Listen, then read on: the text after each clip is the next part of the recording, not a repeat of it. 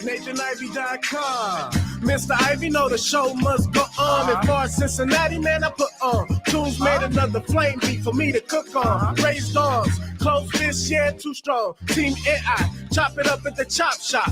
Top notch with the king flow, the hot shot. Cop squats in, listen to the real, jumping like hopscotch. Nobody harder than, oh, no, think not. Not only citywide, but nationwide. Superlatives, keep it locked like them Haitian guys. Put the truth in the airwaves, we talk about it. Brand new like the templates, let's be about it. Who got the info by the AM? Jono be the rapper, got them jamming when they play him. Staying in my lane, they ain't gotta okay him. Who the host with the scoop? Yeah, they gon' say him. Ivy, so superlative like a bag of Grippos. Show you where the bricks at, Cincinnati Reds at. One time where my people at. Team NI where my people at. It's the 513, yeah, you know the flow. What's the word, Nate? Let them know the show. One time where my people at. Team NI where my people at. Hey, good morning, everybody. Welcome back. Good morning, good morning, good morning. If you can hear the sound of my voice, I wish you nothing but good things today. Good morning, choppers. Good morning. Let's get back into it. The Trial of PG Sittenfeld kicks off today, and I want to talk about it.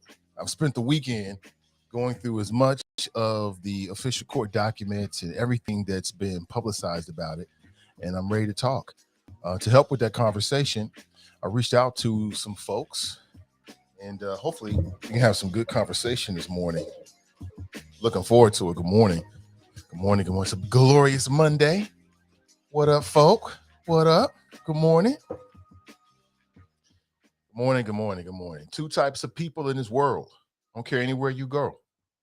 You fundamentally have two types of people in this world: button pushers and button watchers. 513-873-7134. Do a quick Google search of your own soul and react accordingly. Not everybody is going to understand what I'm about to deliver. So I want to talk about the trial of PG Sittenfeld, the future of new media. Something interesting happened during the NBA Finals. A lot of people missed it. Luckily for you, I did not. It's the media observation. We'll talk about that this morning. If Roe falls, states, including Ohio, have their plans in place in case Roe falls. Now, what's Roe? As in Roe v. Wade. That's right. What does that mean if you live in the state of Ohio? We might get to that. We may get to that. And a Hamilton County judge he equated immigration to an invasion. Now, this is a Hamilton County judge. We ain't just talking about normal folk walking around here. We're talking about a Hamilton County judge, a person with some authority. And this is what's in their brain. So I reached out to Steve Goodin and asked him to come on the show to get his perspective about the Sittenfeld case. And some of you might be like, why? Well, I mean, a couple of reasons why. I mean, Steve Goodin is a lawyer. As I understand it, he's got experience with the federal prosecutor's office. Even deeper than that, he was appointed to a city council seat for a member of city council who had to step away because of corruption charges. And a little deeper than that, he sponsored legislation that, as I understand it, that was passed by city council that might address corruption of city council members. So he's got a unique perspective. That's coming up at about 7:30 a.m. I think we're going to do that Zoom style. I believe so. We're going to do that Zoom style. Good morning to you. Hope you're doing well. Hope the weekend treated you well. Good morning, everybody. Nakia writes, it's Tuesday. Yes, it is. I say Monday. Sorry about that. Yeah, I'm so used to saying it. Monday, well, I just thought in light of Juneteenth, I know most of the media world was still awake. I just thought in light of Juneteenth, I wanted to recognize it at least once. I'm not here to tell you I'll do that every single year, but it seemed appropriate from my lens. And I think, like I said, you got to shout out Miss Opal. We did that on Friday, and she's the woman. If you wanted to credit one person for having, single-handedly, and again, you never do anything by yourself, but if you want to credit one person for having single-handedly been that engine that moved the nation toward a national recognition of Juneteenth, it would be Miss Opal. Shout out to Miss Opal. Good morning to you. Hello, my friends. How are you? Hope you're doing well. How was the weekend? To my sports fans, I know it's been tough because there's no NBA. You don't know what you're doing. You just fail. You're just flailing, right? You're just treading water until football season. I understand it. Perhaps we can talk about some things this morning that you can get into, including the trial of PG Sittenfeld. His trial kicks off today. As I understand, they're going to kick off today with jury nominations. It's been reported that the trial may take 2 weeks. And what's at stake here? Well, I'll tell you what I think is at stake, and I think what I hope is at stake. As a citizen, what I hope is at stake is that we can expose the maybe seedy relationship between the way development gets done in the city of Cincinnati, right? How it really, really gets done, and how members of city council play a role in that. You know what I'm saying? Is it quid pro quo? How long has this been going on? For PG Sittenfeld, I think it's 2 questions. I mean, did he go up to the line, flirt with the line, and step back? Or was he crossing over the line, fully aware of the line, right? But just crossing the line just a little bit so he can have plausible deniability. We'll find out. What do you think is going to happen? Some are saying this is going to turn into a soap opera. And I don't know if the whole Gang of Five thing is going to come up during the trial. We'll see. I mean, I'm sure prosecutors will do whatever they got to do to close the case, right? I mean, if they can bring up rap lyrics, then I'm sure they can bring up that kind of stuff to try to paint somebody's character one way or the other. We'll see if it works. We'll see if it works. And what has City Council done thus far to try to address the issue of corruption on City Council? I mean, there has been some movement. And again, I'm hoping that my guest coming up at 7:30 can help with that. All right. Good morning to you. Hope you're doing well. Good morning. Ashley writes, good morning, Nathan and the Choppers. Good morning, Ashley. Ray writes, good risings all. Good risings all. Good morning. Man, a weekend goes so damn quick. It's here and gone before you know it. But let's get a word in recognition for our sponsors. Today's show is brought to you by our friends over at Wing Champ, the undisputed champion of all wings. You can call ahead for pickup or delivery. Their website is 3ws.originalwingchamp.com. They are Black owned. They're out in beautiful Sharonville, Ohio. Available for dinner or lunch, or perhaps you're looking for somebody to carry to your next event. Consider Wing Champ. By the way, you can also pick up your Creamalicious brand ice cream, which the Choppers, I mean, the people listen to this show, they listen to media in general. They watch media, whether it be podcasts and live streams or national news. How do I know? Because people be heaving me to the game. And apparently Liz has been making the rounds. I think she was on with Karen Hunter recently. And then there's an NBA show, a morning show. I'm sorry, NBC show, a morning show in which they have featured her brand. So props to her. Good morning to you. Today's show is also brought to you by the Black Economic Empowerment Market. It kicks off on June 24th. It's going to be a weekend market throughout the rest of the summer here. And they endeavor to be the largest inner city outdoor flea market. If you're interested, they've got placement for you. Depending, maybe you got some product, maybe you got some services, and you want to be a part of it. You can contact Tanya Dumas at 513-830-4206. Again, they're kicking off on June 24th, which is Friday. It'll be a Friday, Saturday, Sunday type of thing. They got hours on all 3 days, and I'll be back to talk more about it in just a couple of minutes. All right, good morning to you. Please take a second to like and in particular share today's show. It means everything. It means everything. And of course, that PG Sittenfeld trial is going to be wall to wall. And it's just amazing how, life works. It really is a game of ups and downs, chutes and ladders. Like if you go back 3 years ago, nobody could have predicted the way things are right now. We could not have predicted this. You go back 3 years ago, it appeared that PG Sittenfeld, a rising star in the Democrat Party, was on his way to being the mayor of the city of Cincinnati. There was some talk about maybe a couple of former council persons, but that didn't really materialize. And then you had David Mann, where's David Mann at? He can stay wherever he is. Actually, don't answer that question. Hope he's doing well though. Wherever he is, hope he's doing well physically and mentally. But it's amazing how things can go. And people keep saying, like, when the feds make a case, they got you. And I've been told that behind closed doors as well. I've never experienced it, don't want to experience it. But essentially, prosecutors are saying that he did a couple things, all of which seemed like, I don't know. So I want to get your thoughts. What is your gut based upon what you know? And I think there's different levels of knowledge, and quite honestly, give a damn. Not everybody's really keyed into it. But I can predict, I probably bet that it's going to be like the hottest topic for at least the kicking off the trial, and as things are coming out. And our friends over at Cincinnati.com are going to make sure they're going to stir the pot. And I'm here for it. I'm here for it. Good morning to you. Hope you're doing well. What do you think? Good morning. Brandy writes greetings. What's up, Brandy? Good morning to you. Anthony writes morning, Chomp Shop. What up, Anthony? Good morning. Good morning. Hope you're doing well. Where my people's at? Kimberly writes happy Tuesday. I said Monday earlier, my bad. Jerome writes, good morning, Nate and the Choppers. Good morning. I tell you, my friends, I have seen the future. I have seen the future. I have seen the future. And the future is multi-layered when it comes to media. What up, Brian?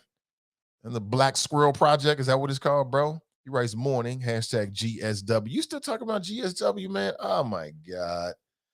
Oh, my God. This is what sports media has been reduced to. I mean, that every time I turn on ESPN and one of these shows or watch a clip, they're talking about who the top 20 all time is and how Steph Curry. I told y'all guys yesterday, man, the Mount Rushmore of the NBA is reserved for the best two-way players ever. You can't just be a dynamic defensive player and get on Mount Rushmore. No, you can't just be a dynamic offensive player and get on Mount Rushmore. No, you got to be dynamic. You got to be superlative in both areas. And not to hate on anybody, Brian. You know that. Anthony writes, like and share, fam. Good morning to you, Anthony. Nakia writes, it's Tuesday. Thank you, Nakia, keeping me straight. TNT writes, good morning. What up, TNT? Brandy writes, good morning, beautiful people. What up, Brandy? Good morning, good morning. Aaliyah's in the house. Good morning, all. She writes. Nat writes, good Tuesday, Nate in the Choppers. Get to the chopper! Good morning. Falase's in Philly.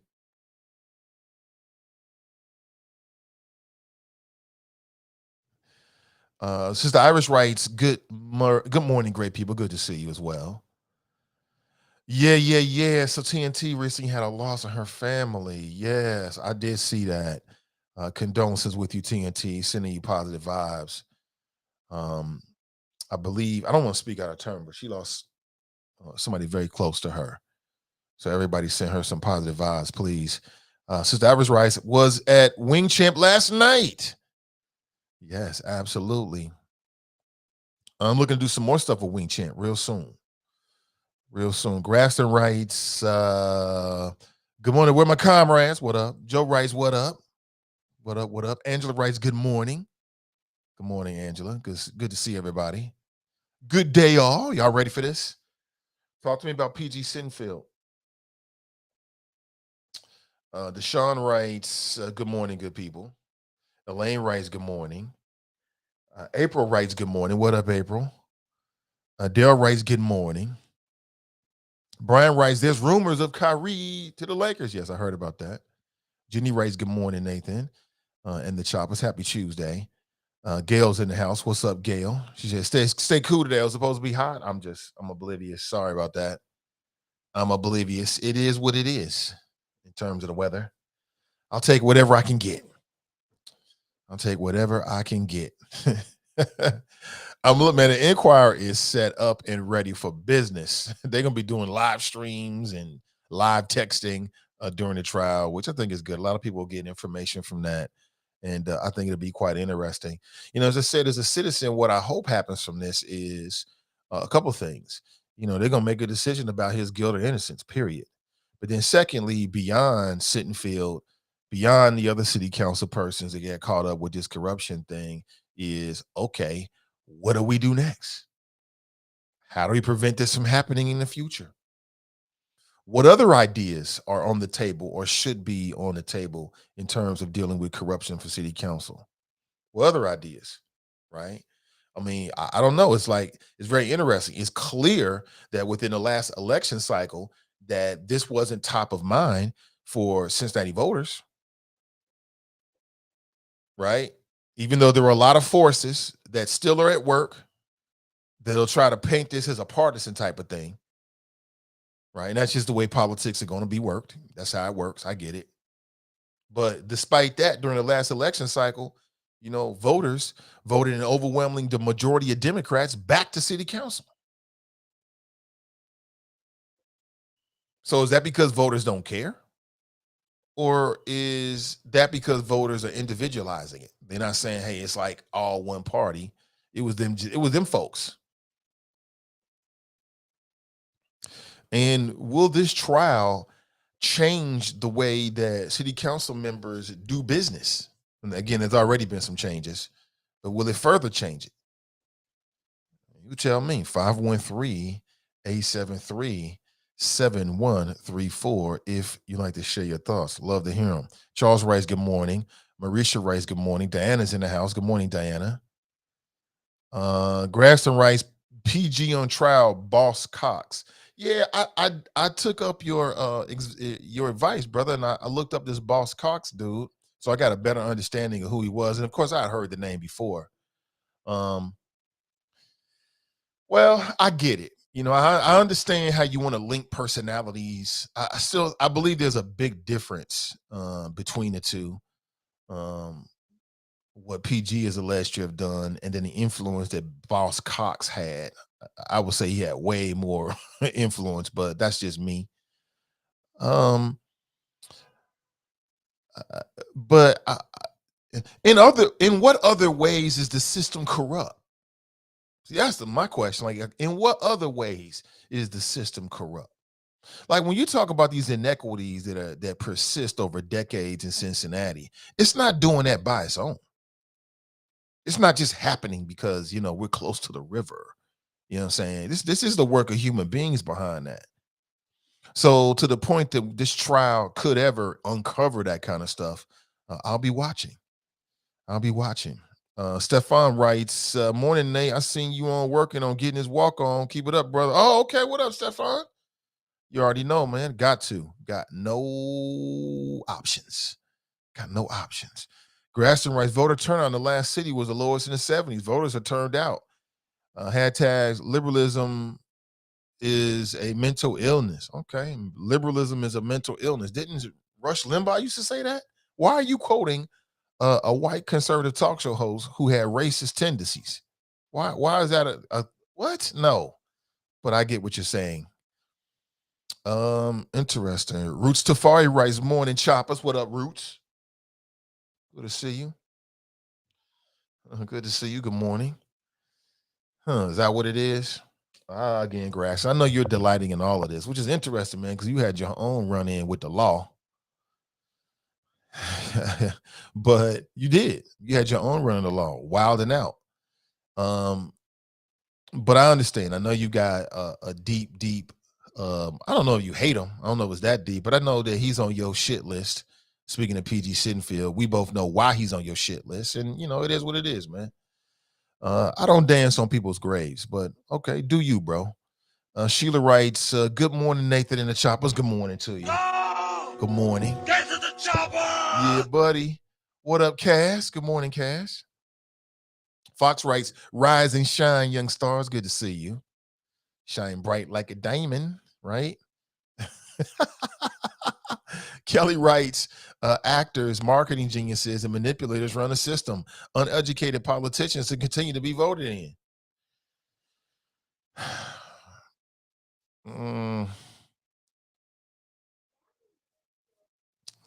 Yeah, I'm with you. I get it.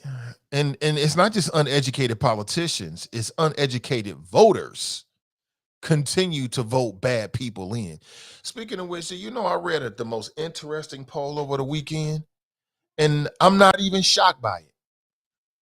I'm not even shocked by it. I read over the weekend there was a poll that was done. And again, these polls are nothing more than snapshots, and we don't know what the methodology was. So let me just get all the caveats and the critiques of the poll, because some people don't trust polls. Let me put that to the side for a second and just tell you what they found. So what they found in this new poll is that in terms of poll numbers, there's a real, let's just say Joe Biden got some challenges. People ain't feeling them. And in this particular poll, and again, I don't know who they called, but the respondents said that if they had to vote today between Trump and Biden, the majority of the respondents in this poll chose Trump. Now, the first time I saw it, I thought, who's behind this shit? See, this is how propaganda starts. The same way I've seen it before. But then secondly, I thought, I ain't surprised by that. I'm really not surprised at all. Not one bit. I mean, people are belly aching about gas, right, wrong, or whatever. When when you're the head of the government, you're going to take the heat. So for instance, if gas prices suddenly swing the other way due to forces way beyond the control of Joe Biden, the president, then he's going to experience a lot of love for that, a lot of credit for that, whether he had credit for it or not. And so that means it swings the other way. Gas prices are through the fucking roof. And although the president doesn't have any, necessary control over it, then he's going to take the hit for it. You got that. You got a whole bunch of shit going on. So a lot of people look into their government and they're feeling like not enough is being happening. The second thing is that, Biden doesn't seem to be very, very vocal. There's big gaps between when you kind of hear from him in the media, and people can interpret that a certain way as well. But, it is what it is. That's what it said. The majority of people in this poll would vote for Trump over Biden. And it doesn't surprise me. Doesn't surprise me. You've heard the term sheeple. There's a lot of sheeple out there. That's all I can say. There's a lot of folks out there that are just like, they're looking for any type of leadership because they lost. They're afraid. They feel alone. Somebody steps up like a Trump, whether he has good intentions or not, he's talking that tough shit. They roll with it. He seems so confident. He's a multi-millionaire, if not a billionaire. He knows he's successful. In a culture, man, that a lot of people fantasize about wealth. If somebody is wealthy or appears to be wealthy, they get instant credibility. That's the nail that a lot of people who support Trump to this day, that's the nail they hang they feelings on. Well, he can't be that dumb. He can't be that. He can't be this. He's wealthy. Gets him every time. Biden says, Grasson writes, Biden falling off bikes in the sure, yeah, I did see that. Sheila writes, I would never vote for him. Grasson says that Biden is talking about cutting the federal gas tax. That won't work. Well, I mean, I read some articles that suggested it might have a temporary and a short little impact, but in terms of dollars per gallon, and will gas prices ever go back down? We'll find out. Dill writes, people want autocracy. Better get my passport ready. You think so? Like, you think that's what the people really want? Okay, I see we got my guest backstage, but I don't see Steve. I'm not sure. I don't see your cam. I'm not sure if you can hear me. Got Steve Goodin coming up. Hopefully we can get the Zoom up. If not, we'll just do a straight phone call with him. But Steve, if you can hear me, I don't see your cam at all. Okay, you can see me right there. Good morning to you. Y'all don't want to see me, do you? Yeah, you don't just see me. There it is. Check me out. It is the Black Chain Company. Check them out. Locally owned. You know what I'm saying? Choppers to put choppers. Check me out. Dopeness. Yeah. Picked this up yesterday. Yeah, check them out. Check out the Black Chain Company. Good morning to you. Absolutely. Yeah, I'm scheduled to have Steve Goodin on. He's got a unique perspective. I want to hear it. I want to hear from everybody on this particular issue around the PG Sittenfeld case. I see him backstage, and we'll wait to see him get his cam together. Hold on one second.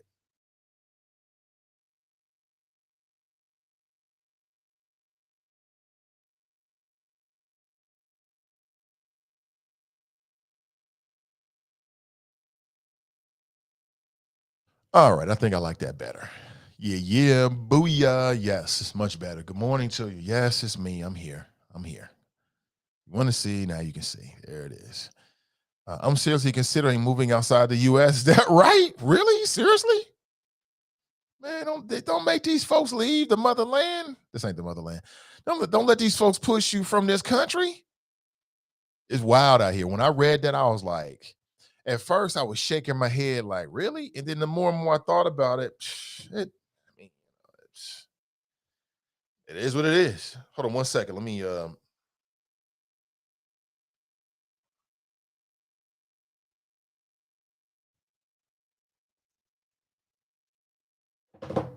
interact with the guest real quick, trying to get them on.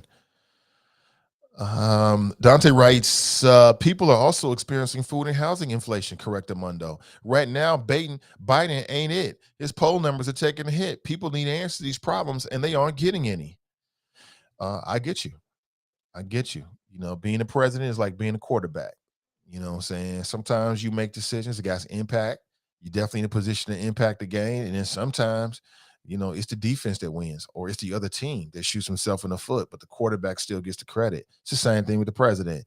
You know, take the good with the good, take the bad with the bad. You want to be president. It is what it is. I do believe that there's some politics and some forces at work here that are conspiring, but it is what it is. We are what we are.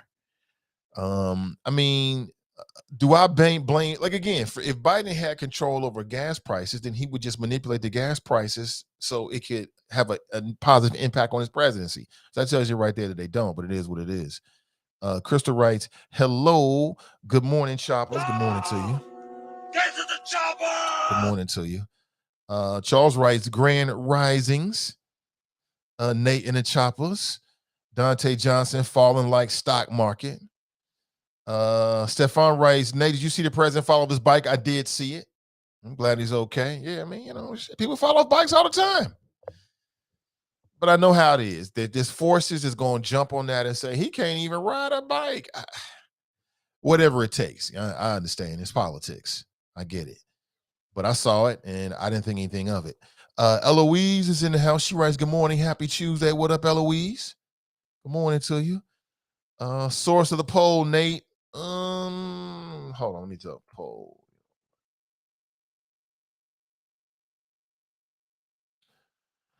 Newsweek finds that most Americans don't want Biden or Trump to run again. 64% of Americans don't want Biden to run for office again in 2024. Biden approval hits new high as more Americans say they would vote for Trump. So there's several polls out there. And what's interesting is who did this? It was Yahoo News YouGov poll. Take it for what it is. I don't know if you know who that is or what the history is or whatever. You know, what's interesting is they took these poll numbers right as the January 6th committee is presenting all this evidence.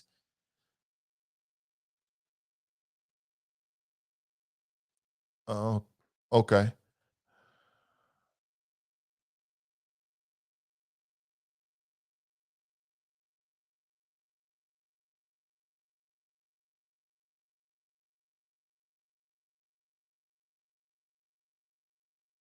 Hold on one second here. Yeah, I'm conversing with my guest, trying to get him on this morning. He's having some issues. Hold on one second here.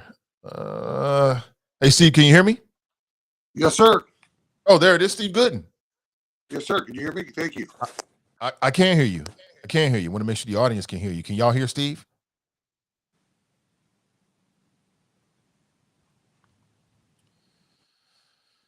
I think they can hear you, Steve. Hey guys, give me a thumbs up if you can hear Steve. I hear you fine.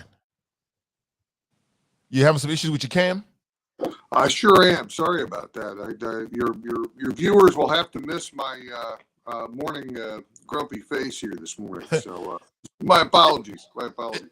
It's all good. Let's do this. Why don't you give us a call on the number on the on our call-in line? Because if we're going to do the audio, that'll be much better quality audio. Let's do it that way, Steve. Okay, if you just shoot me the number, we'll do. Okay, I will do. Thanks.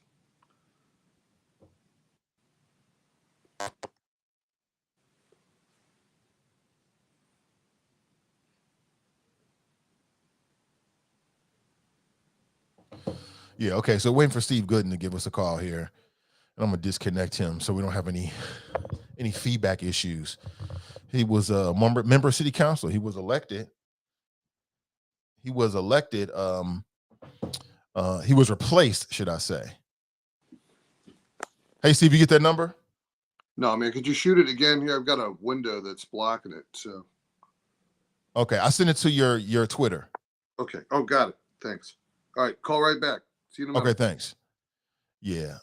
So he has a unique perspective. Number one, Republican. I'm interested on how he might come at it. Number two, he was a member of city council. He was appointed to replace Jeff Pastor, who stepped down due to allegations of corruption. But we got Steve on the line now. Hold on one second, Steve. Let me get you plugged up to the masses. It's important so they can actually hear you. All right. Hey, good morning, Steve. Are you still there? Yes, sir. Thank there you. It good is. morning, Nathan. How are you? Hey, good morning to you, Steve. I appreciate your time this morning. Oh, anytime, anytime. So let's just jump into it, man. This trial with PG Sittenfeld jumps off today. And as I was telling the audience, you have a unique perspective because you were appointed for a council person who had to jump down because of corruption charges. And I believe that you sponsored some legislation that city council signed off on. So I want to get your head on, what city council has done to this point and what you think they might do. But are you familiar with this case? Let me start right there. Are you familiar with what the government's case is? I'm unfortunately very familiar with it. I've been, earlier in my career, I was a prosecutor. I was both a federal prosecutor and a prosecutor in military courts and state courts. So I've seen a lot of cases like this, and I've worked on a lot of public corruption cases.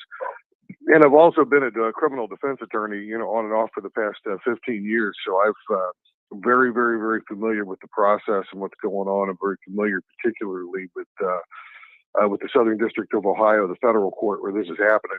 And you're right. I was lucky or unlucky enough to have served on city council and to have worked on a lot of these corruption issues. I actually took Jeff Pastor's seat right before PG's arrest, or right during that time frame. So there were, there were three folks arrested within just a few months of each other. So it was a very, very unique time to try to serve on city council. And we did draft, our office drafted, and we did get past a pretty major ethics reform that unfortunately it looks like the city isn't 100% enforcing. So I'm happy to talk about any or all of that stuff. Well, give us a quick rundown on, from your perspective, the facts. What is the government's case against PG? What are they alleging that he did? Well, what they're alleging is like a classic quid pro quo. They're alleging that he actually sold his vote. There was a project over at the convention center area that is apparently now eventually kind of going forward with some help with the Port Authority. And they had some agents who were posing as out-of-town developers who had a series of meetings with Mr. Sittenfeld.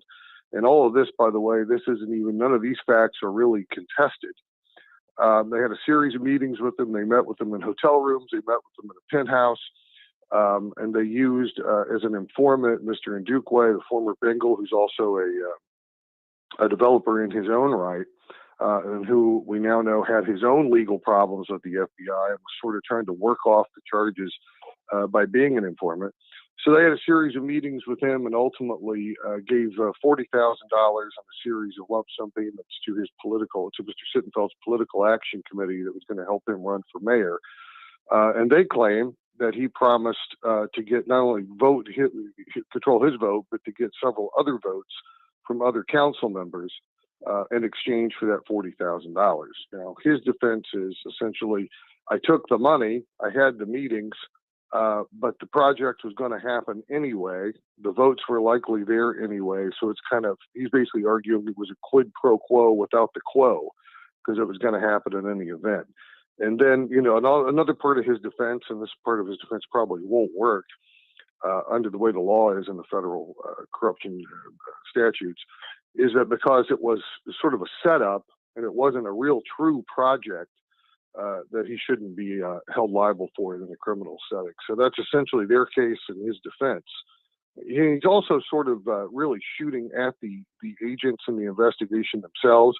It turns out we now know that one of the agents got in trouble, and we think one of the reasons the agent got in trouble, we don't know this for sure, but what seems to be the case from the documents that have come out publicly is that the agents may have allowed some underage females at one of these gatherings consume a lot of alcohol.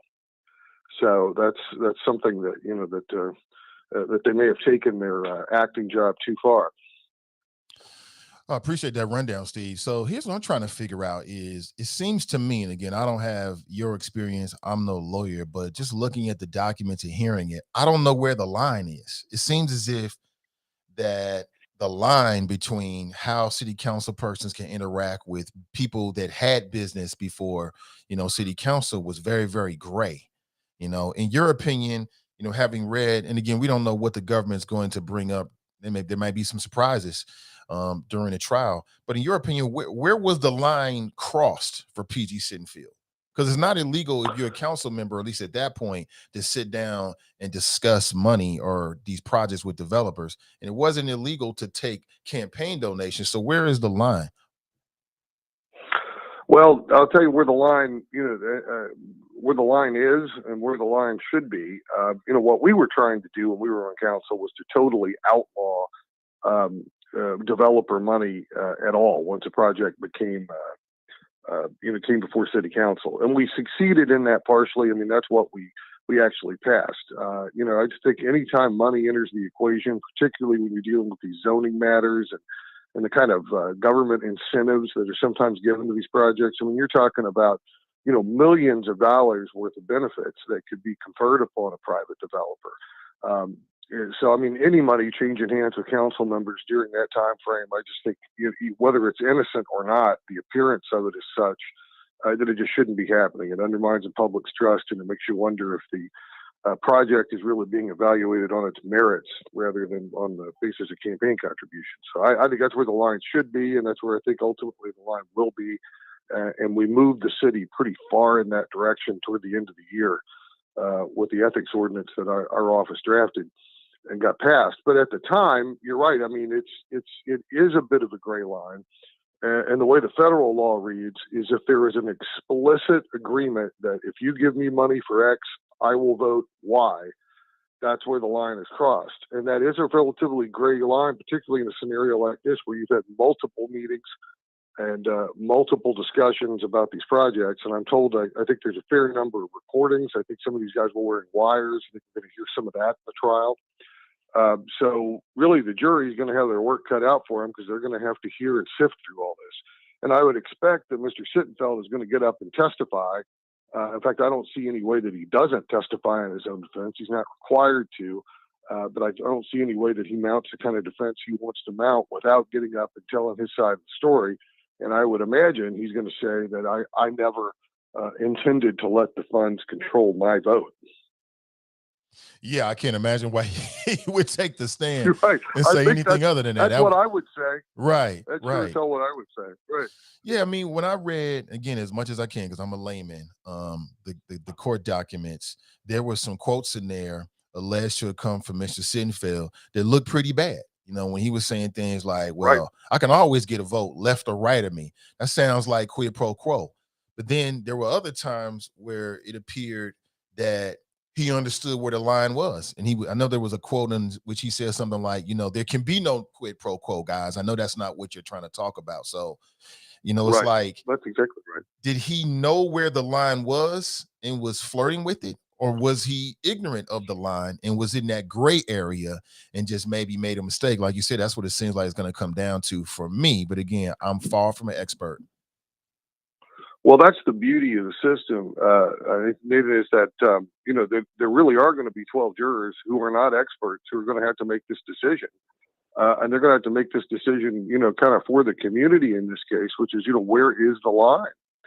And that, I think that's, I mean, when our justice system works, it doesn't always work, but when it does, there tends to be juries involved, and there tends to be average citizens involved. And what I think is really interesting here is, this is being tried in federal court, and the federal court jurisdiction in Cincinnati stretches all the way out to the eastern part of the state of Ohio. So you're going to have folks on that jury from places like Pike County, Brown County, Adams County, people who don't really live in the Cincinnati metro area. They're never going to have heard of PG Sittenfeld by and large, and they're going to come at this fresh. And I don't think that's a bad thing, because they're really going to, they're not going to have any kind of background. Hopefully they will not have heard or seen anything about this in the media. I mean, most of us who, follow politics, or even if you don't, just living in the area, we've all heard about these arrests. We've all heard about these allegations, and you can't help but, come to some of your own conclusions here and there. So do you think that, I think it's great that people are going to decide and sift through it. Steve, do you think that hurts or helps PG's case? Like, if you were on the prosecution, would you be looking for people from inside the city of Cincinnati or outside the city to be on the jury? Well, I'd be probably looking at it in an entirely different way. I think the whole geographical thing is a jump ball for PG Sittenfeld. I mean, the folks from outside the city obviously are not going to have any kind of predisposition about the facts of the matter, because they're not going to have been bombarded with all the talk radio coverage and TV coverage and news coverage otherwise. But I also do think there's some jeopardy in that for Mr. Sittenfeld, because I think a lot of these jurors are looking at very rural communities, and they're going to look at Mr. Sittenfeld, who comes from a wealthy background, Ivy League schools, worked abroad. He's going to look very, very much like a child of privilege to them. And there's some real danger in that they're going to have their own, kind of biases and prejudices as a result of that. What I was trained to do when I was working, trying cases as a prosecutor, that when you had a case like this, you're not really looking at geographical stuff. You're looking at folks, you're looking at certain personality types, and you're looking at certain educational backgrounds and careers. I would be looking for folks in the construction trade as prosecution jurors. I'd be looking at folks who are HR professionals, people who really have a background in like being able to make tough calls and tough personnel calls, because this one is going to be kind of murky, and you're going to have to consider a lot of different facts. So I'd be looking for folks, engineers, people who are used to really, really digging into things regardless of where they live or come from, and who are comfortable making tough calls. If I'm the defense, I'm looking for teachers, I'm looking for social workers, I'm looking for healthcare professionals, people who are sort of used to giving people the benefit of the doubt in their day-to-day lives. So I'd be looking at types and career types and personality types a lot more than I would geography, because I think it cuts both ways here. So you said that when you was on city council, you passed something called the ethics ordinance, but it wasn't. So what are the new rules, and what do you think should be in place to prevent this from happening, or dissuade this from happening from council persons? Right. No, I think the new rules are a compromise, frankly, and we didn't get everything we wanted to, because, frankly, the lawyers told us a complete ban on developer contributions is probably unconstitutional given the current state of the law. We have a U.S. Supreme Court case called Citizens United that basically says that campaign contributions are First Amendment expressions. I kind of disagree with where the court, came out on that. It makes it very difficult to regulate contributions in these circumstances, but that's what the law of the land is right now. What we ultimately settled on, and it was two things. One, we did do a complete ban on developer contributions in the time period in which a matter is actually pending before council, in those weeks or months when the bill is actually introduced to change the zoning or to give some sort of incentive package or TIF funding or something of that nature. That the lawyer said would hold up.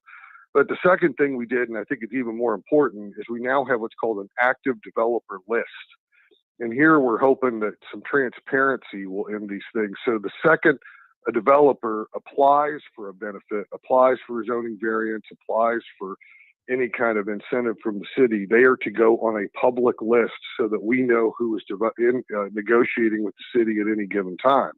And our hope is if the media does its job and keeps on top of that list, that just knowing there's a public record out there of who is talking to the city at any given time we'll clean some of this up. Because that's the problem was before, nobody knew who was meeting with whom when. There was no real record of it. The meetings tended to go on outside of City Hall. And I mean, I know how it goes. A developer calls you. They don't want to meet in your office. They want to meet out at a bar or meet at a restaurant. So there is no real, a record of them coming in and signing into City Hall and sitting down in a formal meeting. So this is designed to sort of combat that. And if the city does what it's supposed to do and maintains this list, and our media does what it's supposed to do, which is check the list occasionally, just having that added level of transparency will hopefully at least discourage some of this kind of conduct. Two things, and then I know you've got your time is precious this morning, Steve. I appreciate you spending some time with us. But No problem. Is it too late at this point to see a plea deal in this case? That's my first question. I think it frankly probably is. And Nathan, I'm good for a little while longer here. I got to jump on KRC here at 8:30. But I'll tell you, I do think at this point they have they can plead a case out at any time. I just think it's pretty unlikely at this point. We do know a plea deal was offered, and the way plea deals work in federal court are a little bit different than what we tend to hear about in the news, because we tend to hear about the plea deals in state court. The plea deals in federal court are to arrange. And here, I know what they offered him. We know this from the court documents. They offered him a plea deal that ranged anywhere from probation to 2 years. So that was the range, and then they were going to have to go in, and each side was going to argue. So he had some real jeopardy even under a plea deal, and I think it was very interesting. He rejected even that.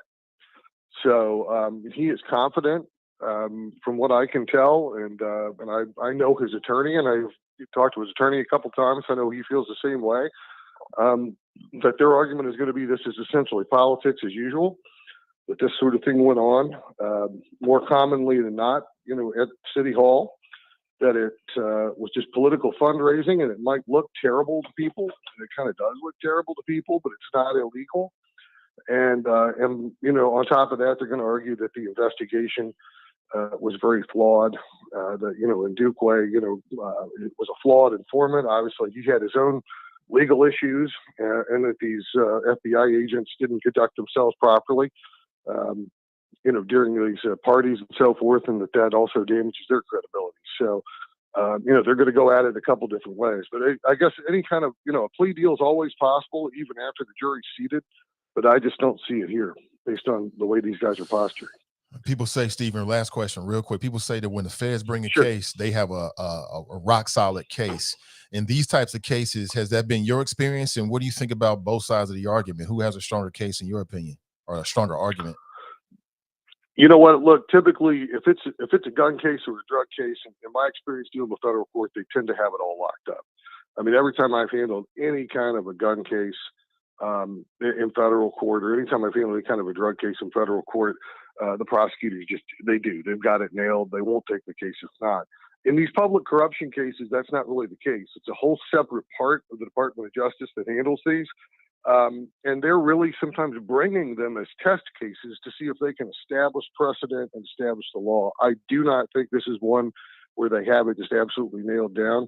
And I'll tell you, I've looked at this case on and off for the past year and a half. I have a lot of folks at City Hall, and I really don't know where it's going to come down.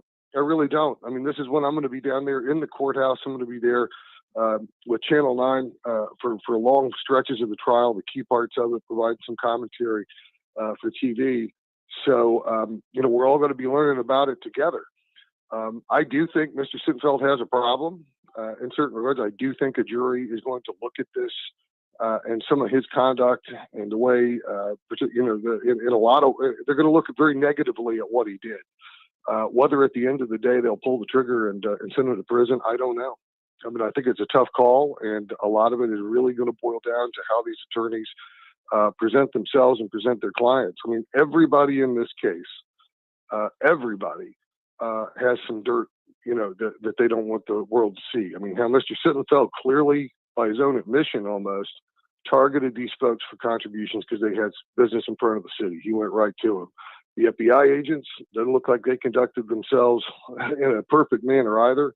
And a lot of the folks who are going to, who preceded Mr. Sittenfeld at City Hall really did establish a culture where it was okay to target developers for money. And none of that's going to reflect well on anybody either. So, in my mind, no matter who is convicted or not, this is a good thing because it's going to bring a lot of transparency and a lot of accountability to how things have been done before. And hopefully it will lead to folks going back and revisiting some of the ethics reforms that still could be done and trying to clean the mess up better going forward. I mean, I think Mr. Sittenfeld, whether he's convicted or not, I think he's done in politics. And, in that issue, that part of it's resolved. But I think going forward, there's a lot more that could be done to bring some transparency and discourage this kind of conduct. And hopefully that's what comes out of the trial. Steve, thank you for your time. I appreciate you. Anytime. Thank you. Take care. Yeah, most def. That's Steve Goodin. And again, I'm glad I reached out to Steve because I was looking for an unbiased perspective. I didn't feel like he would be biased. I mean, he's a Republican, but I did know he had a unique viewpoint. Federal prosecutor's office experience, city council person replacing someone who has alleged to have get caught up in the corruption thing, and then his office helping to sponsor ideas to address it on the back end. So quite interesting. What do you think? 513-873-7134 if you like to share your thoughts this morning. Having heard from Steve Goodin, what do you think about PG's chances now? What he said is, because I keep hearing people say, when the feds bring a case, I'm like, okay, I don't know if that's true. I don't have any experience in that. We shall see. We shall see how it goes. But again, I did run through the documents over the weekend once again, word for word, all the documents I could get my hands on, and got a better sense of the case that the government was presenting so I could articulate myself on it. And it seems like a gray area. So it might just come down to, how most things do in this world: personality, likability, who they trust more. You know what I'm saying? Some of these same folks in these rural areas of the district may have a negative viewpoint of the FBI and law enforcement. So it comes down to likability. If PG gets up there and plays, I admit that maybe I went too far card, but I certainly wasn't trying to go that far card, and the jury goes for it. Great. Steve said that because of PG's background, there could be some animus, or they might feel a certain way looking at him. But I agree, though. It's a bad look on Mr. Sittenfeld 100%. As you're reading some of these quotes, it's like, wait a minute, you can deliver? And then, like I said, there's other quotes in which he's like, this can't be quid pro quo. So is that him understanding I'm close to the line, I don't want to cross it? Or is that him understanding that I'm gonna cross over the line just a little bit, but I want to make it seem like I didn't know I was crossing the line? We'll have to wait and see. The best thing that can come out of this could be some reforms, some spotlight to help push the corruption out of the game, power to the people type stuff. I think that would be the best case scenario, rather than the guilt or innocence of PG Sittenfeld. The jury will make their decision. They'll make their decision. But what do you think? Good morning to you. See, let me check out your comments here. Brent writes, Steve Goodin made a false assumption that PG is done with politics. You have been many politicians who have been brought up on charges and have been acquitted and convicted and still went on to have successful political careers.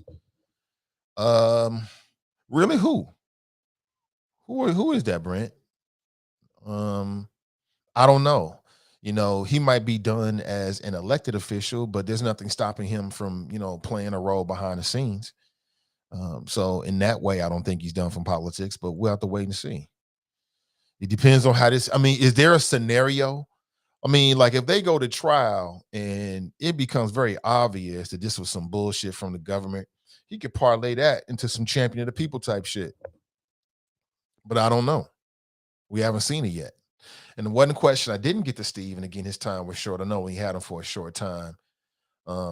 Is, I think some of the most potentially damning is this government witness that worked inside of PG Sittenfeld's office. As I understand it, the person was fired. So you might have this disgruntled sort of employee going on. So again, that's what Steve meant when he said everybody's got some dirt on them. That's what it looks like. Mr. Ndukwe had his own legal issues. He got dirt on him. PG's got dirt on him. These FBI agents was partying with underage girls, giving them alcohol where alcohol was there. I can't say giving them alcohol, but while alcohol was there, makes them look dirty. You know what I'm saying? Everybody look bad. So it could come down to, like I said, likability. Likability. Who do I like? Philosophy writes, the feds got you. We shall see. We shall see. I don't know. Good morning. Brent writes, ignorance of the law does not excuse you from the consequences of the law. I agree with you. I agree. Tabitha writes, good morning. Let's chop it up. Cam writes, Marion Barry. I knew everybody was going to say Marion Barry. Can you give me somebody else? That was an unusual circumstance. Anybody else out there? And Marion Barry was convicted. That's a whole different kind of thing. But yes, I do know Marion Barry. I do know that. But who else? Cam Hardy coming in with the names. He writes, Bob Ford, mayor of Toronto. Okay, what did Bob Ford do? I'm not hip to it. Good morning. Good to see you, Cam. Tabitha writes, follow the money to the NRA. Jack writes, allegedly, Nate. Allegedly. Dante writes, it's amazing. PG set up and in court, but householders still collecting checks. It's levels to this, I guess. It's levels to the game. But again, having heard from Steve, I mean, what do you think about what he had to say? I think it all makes sense. I think everything he said was fair. I think it was all fair. And again, I wanted to reach out to somebody who I thought would give us a completely unbiased viewpoint. There's no reason for Steve to be biased toward PG, right? I think he just spoke from his intelligence and his own experience. That's what I think. But you tell me. 513-873-7134. Drop rights, convicted felons can't run for public office in Ohio. Sorry, PG. You silly. Cam writes, Bob Ford was a crackhead. He was caught many times on camera, and he was reelected easily. Yeah, but we talking about people that was up for no. Let's get this straight. We're talking about people. Let me narrow this comparison here. We're talking about people that was charged with corruption. You know what I'm saying? Either they went to jail for it, and or they went to trial for it and then beat it. You know what I'm saying? Like if PG goes to trial and he beats it, then he's eligible to run for another office. And again, I don't think it's outside the realm of possibility that could happen. And depending on how he walks away with his public image from this trial, he might be able to parlay into something or not. I don't know. I want to get your thoughts on it. 513-873-7134. Ray writes, I'm gonna need these people to sit down on old white privileged males with slight mental delays to be the president. Listen, I'm gonna say this again. Joe Biden would not have been my first choice. He was not gonna be my first choice. I would have chose somebody else. You know what I'm saying? But that's the way the cookie crumbled. It is what it is. Don Lee writes, Springer got caught with a prostitute. Yeah. What up, Don? Shout out to Ashley Glass, man. Y'all been getting tremendous press for that documentary on fatherhood. And I can't wait to see it, man. I know it's going to be some great top flight shit, giving another perspective on Black fathers, man. So salute to all the people involved with that. And salute to Ashley Glass on that. Some dope shit. Good people, man. Don, but I'm not talking about being caught with a prostitute. I'm talking about, the situation similar to PG. Like somebody that, I don't know what the rules are. I mean, perhaps Drop is right. He says felons can't run for office. If that's the case, then if you found guilty, it's a wrap. But how many people have went up for corruption charges, beat the charges, and then got reelected? Is it outside the realm of possibility? No, I don't think it's outside the realm of possibility. Not at all. I just don't have any examples top of mind. I'm not talking about Jerry Springer. Got caught with a prostitute, which is strange. Good morning. Welcome to the show. What up, Nate? This is your number one fan, your West Side Connection, Drop Squad 52. You miss me? I always miss you, bro. You know that. Yeah, hey, Nate, good show so far. Great guest on the show, the councilman. But Nate, you just read the last post from A-Ray. Shout out to A-Ray Speaks. Nate, the Democrat Party is a mess, sir. And I think you about ready to admit it, Nate, because the whispers are getting loud about Joe Biden not running in 2024.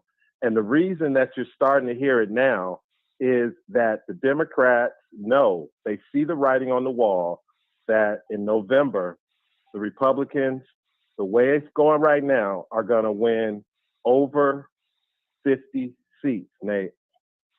So the Democrats know that they have to get a person in position now with the fundraising, Nate, because they already know the results of the 2022 midterms are going to be really bad. And Joe Biden, considering his condition, it's a hashtag going right now, Biden falls. He falls off the bike. It's just more things that are it's just making it look even worse for the party when their leader looks like this. And then, oh my God, to add, Drop, well, have you ever ridden a bicycle in. before? Nate, the way he fell. Have you ever ridden a bicycle before, sir? Is all I'm asking you. Yes, Nate. Have you ever fallen off a bicycle? Probably, I don't remember, but probably, yes. You gosh darn right you did, because that's the price of admission. You ride a bicycle, you're going to fall off of it, man. All of us have fallen off bike. I fell off bicycles when I was 9, 10, 11, 12, 18. You can fall on a bicycle at any age. How is that indicative of the quality of a president he is, man? Come on, Drop. We better than this. But see, Nate, I worked in a retirement community for 28 years, okay? So I saw the progression of aging over people who are active, outgoing. And in their mind, they still think they can do certain things. But because of the deterioration of their senses, all the things that happen to aging people, it just becomes apparent, and they have accidents like this, tripping over curbs, falling on the bike because their depth perception deteriorates. But the whole point is, Nate, is that you can fall off a bike at any age. But not if you're the leader of the free world, Nate. So what? Can't. So because he's the president, he can't fall? Gravity doesn't have a pull on him? Come on, man. No, I'm saying, Nate, whatever the president does, whether it's negative or positive, and in Joe Biden's case, because of his age, a lot of it is negative. You got cameras, you got reporters, you got enemies, you got people around that are waiting to manipulate whatever is seen on camera. You're talking about caught yourself. on audio, and they're going to parlay it into fundraising, into campaign ads. That's why you paused, because you realized you was describing yourself. You're right. There's going to be people out there that's going to take this completely innocuous, completely harmless situation. It's actually sad because you can hurt yourself off a bike, and they're going to try to twist it into something bigger. That's what you're doing, sir. You just explained yourself. Nate, you know how it is now. I call in when I can fit in. Okay, so when you read A-Ray's topic and considering the condition of the Democrat Party, because I heard you speak about it earlier, okay, in the last hour or so since I've been listening. So all I'm saying, Nate, I just wanted to confirm it because I don't know if there's anyone that's like you are now. I'm sure you're defending the president. I'm not defending the president. I'm defending common sense, man. The man fell off a bicycle. No, it's not. It's the president. That He's don't not have shit common, to do Nate. with his quality of him being the president. Because you can fall off a bike at any age. Nate, I hate to do this, but there was a certain Nate, there was a certain president that was overseas, and he had to walk up this ramp or down this ramp to get off the stage where he was speaking. Right. And he was holding on to the rail, and you know when you don't want to slip. And apparently he had on new shoes or whatever. But because he was the president and because everybody's watching him, the stories were unbelievable about his possible deteriorating age. So again, Nate, Joe Biden, because gas is $7 a gallon for diesel in California, Nate, it is so bad that For the diesel? gas stations. I don't use diesel. No, truckers who have to get items to grocery stores, who have to get items to factories, Right. Nate. You're right. And plus, the president killed the Keystone XL pipeline, which now has that oil, which would have went by pipeline, now has to be driven in a diesel truck where the trucker has to pay $7 a gallon, Nate. And all I'm saying, with all these factors, Nate, people, the Democrat Party knows they got to get somebody else. And before I go, the person that everybody thought would be able to follow Joe Biden is Vice President Kamala Harris. But Nate, she's polling less than Biden. I last checked it, Nate, she's at 28%. So again, Nate, I call in the Nathan Ivey Show in 2022 where I can get in. And when you bring up politics and you talking about it, I got to come in and offer my perspective, which I know you like, right, Nate? Absolutely, bro. Right. So I'm not asking you to defend Joe Biden because at this point, Nate, nobody's defending him, Nate. It is amazing. Even the Negro whisperers are not defending Joe Biden. They can't. So everybody's going to focus on January 6th. The committee's coming on today for another attempt to persuade Republican voters away from the Republican Party. That's not what they're trying to do. They're trying to rally the Democrat base. The Democrats already hate Trump. They don't need to do it, Nate. The country's split. Okay? You don't need to convince Democrats that Trump is the evil orange man. They already know it. Yeah, but it's about Republicans. If you look at poll Nate, numbers, it's about Republicans. But if you look at the poll numbers, you're the Republicans. big poll number guy. I'm surprised you didn't bring this up already, but enthusiasm, according to the polls, is lower in the Democrat Party than in the Republican Party. So at this point, the Democrats got to be smart enough to know that they're not changing nobody's mind about Trump.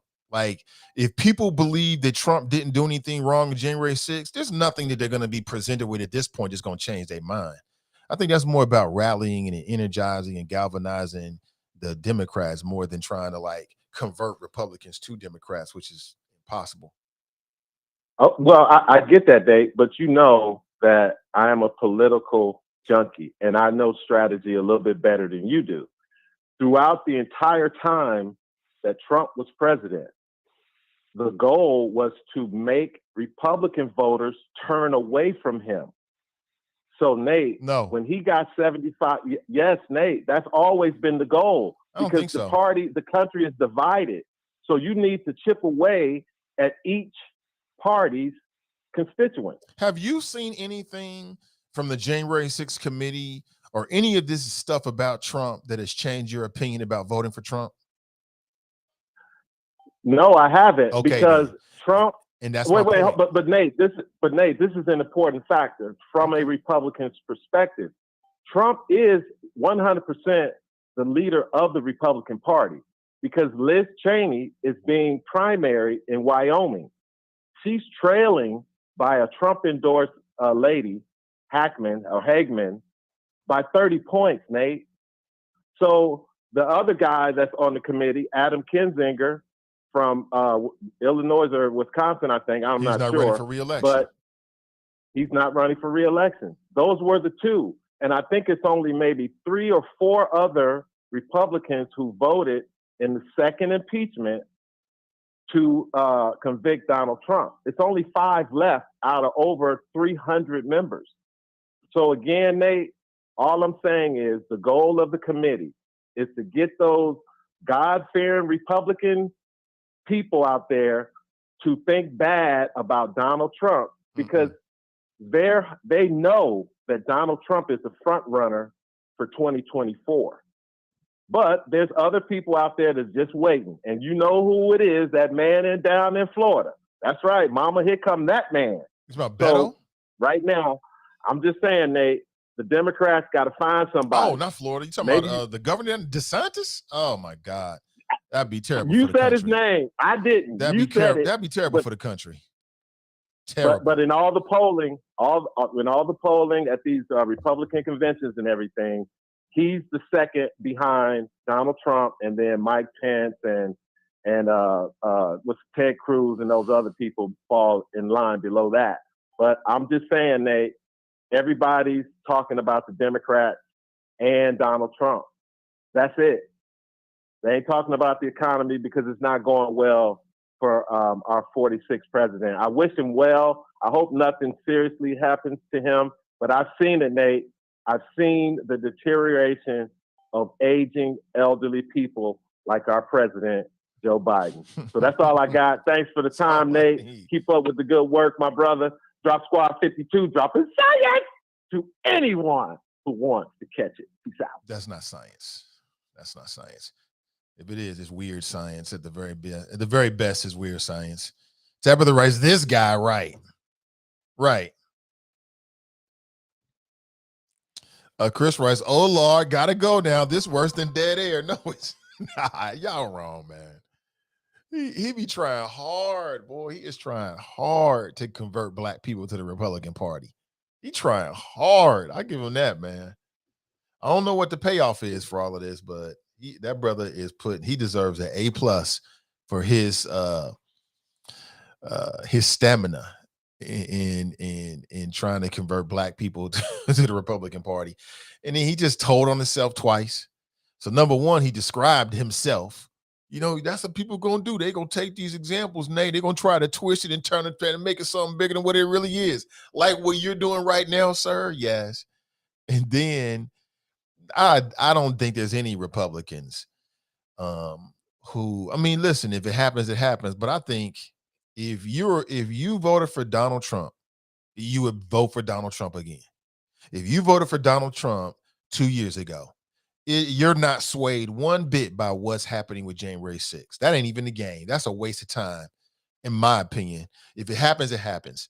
If you look at the poll numbers, and I have, the energy, according to these polls anyway, and I've read like 3 of them, say that there's an enthusiasm gap.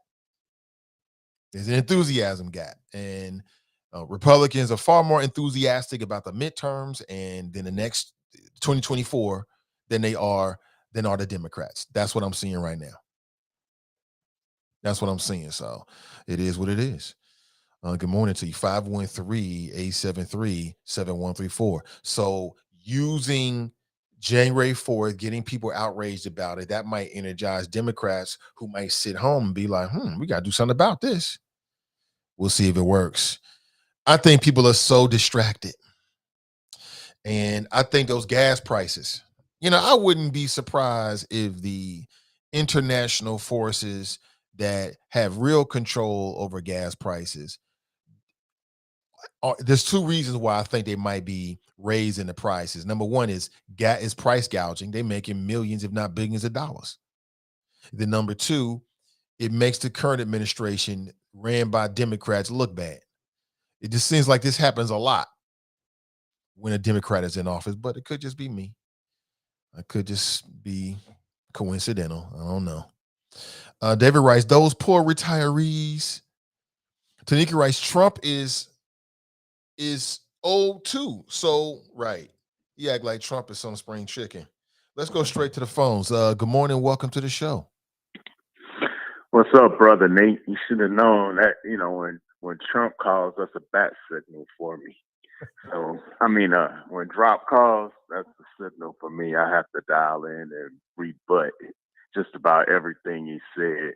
It's funny how he brings up polls and talks about Democrats this and they hurting that Joe Biden's looking bad, the economy's looking bad, but he didn't bring up the 58% of Americans in the ABC Ipsos poll said that Trump should be prosecuted already, and they only halfway through all the hearings. He ain't mentioned that, did he? Not at all. He didn't mention that at all. Yeah, it's out there. Go look it up. It's out there. They had the results Sunday and they were talking about it. So drop, you're selective with your information. Another thing, your fat ass president couldn't even get on a bike. So, hush your mouth on that one, bro. So, look, bottom line is this. Everybody's talking, he's talking about, so his theory is that the Democrats are putting on these hearings what is his theory? That they're putting it on the hearings to do try what? to convince Republicans to vote Democrat. Oh yeah. Look, even your worst political strategist knows that the people that are for Trump are gone. You're not going to get them back. You write them off. You don't spend any energy on them.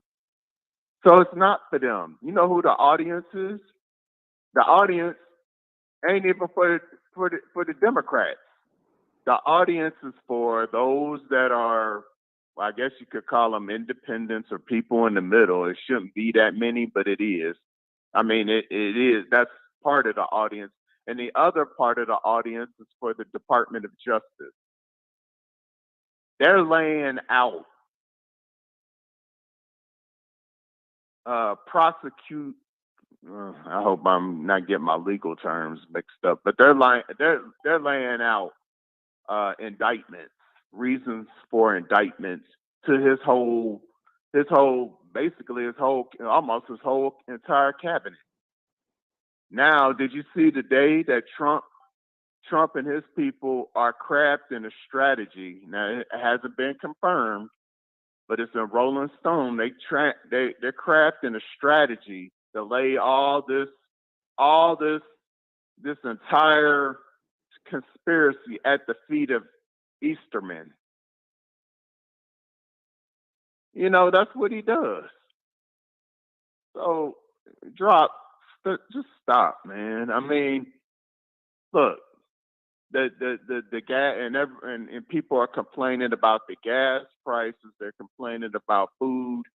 I mean, if you go to Jamaica, anywhere else in the world, the United States still has the lowest price per gallon in gas.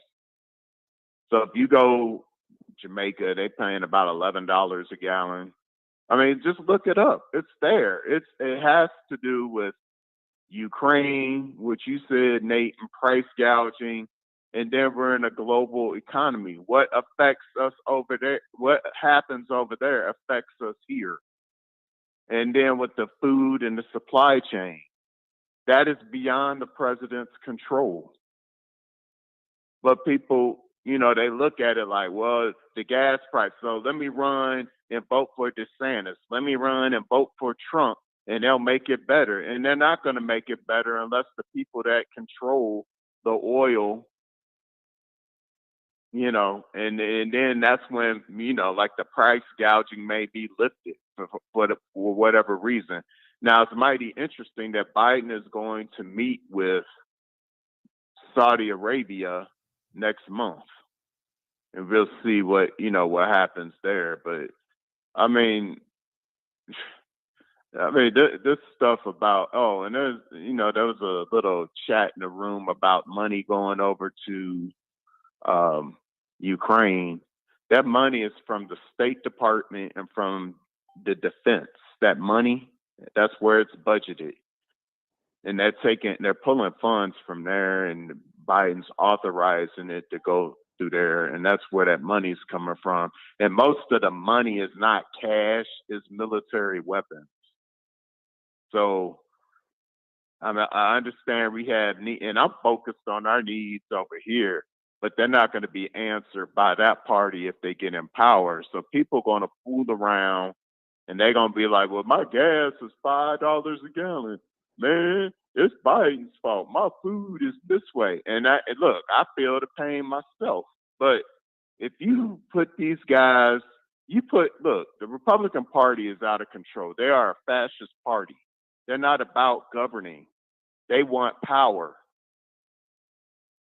You put these mofos, I mean, even if it's not Trump, you put DeSantis in, you see what he's doing down in Florida. You put these guys in charge, you ain't got to worry about social media because they'll be monitoring it. The government will be monitoring it. And if you say something out of line, they're going to have your ass in jail. Now, I'm at the point where I'm losing patience with people. And I'm like, you know what? Damn. I mean, I am. I'm at the point I'm losing. Yeah, I'm losing. I mean, if these mofos want to let stuff go to the crapper and don't want to fight for democracy and they want to let an autocrat take over, then, you know, that's why I said I got to get my passport ready. Because y'all think it's going to be like it is now and then things are going to be better. Man, y'all let a autocracy happen.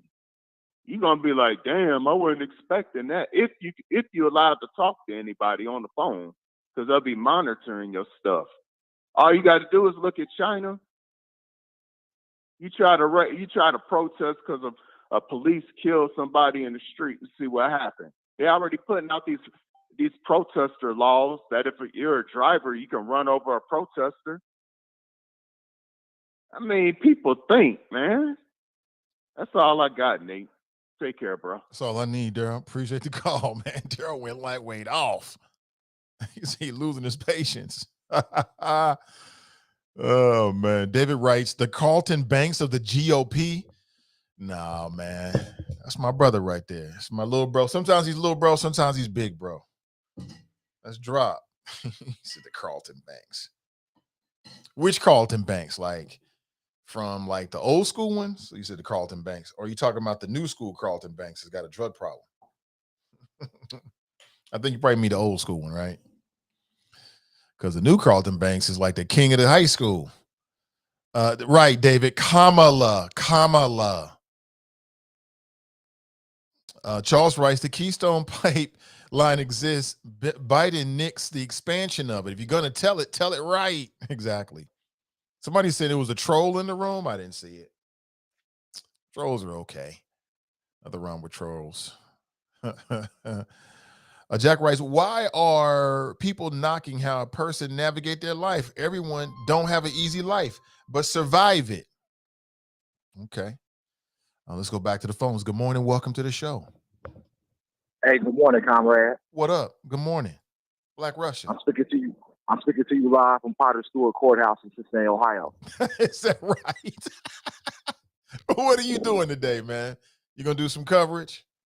I'm watching voir dire. Okay. Trials of won or lost in voir dire. You say that word again. Now what? I said trial. Yeah, I'm watching the voir dire. Trials of won and lost at the voir dire. What is the voir dire? Voir dire is when you pick the jury. Oh, okay. How do you spell that word?